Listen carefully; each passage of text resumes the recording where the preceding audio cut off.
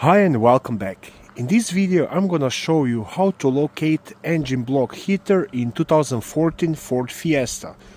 This is gonna apply to Ford Fiestas made from 2009 and all the way up to 2019.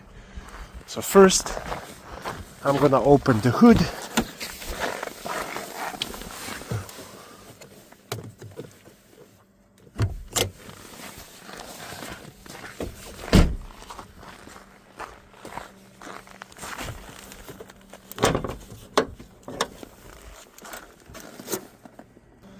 And now if you check the front of your engine, you will see engine block heater cable right there.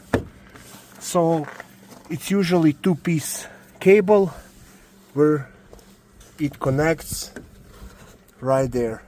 So this is first piece, so starting from here to that end, and then the other piece go down into the engine block.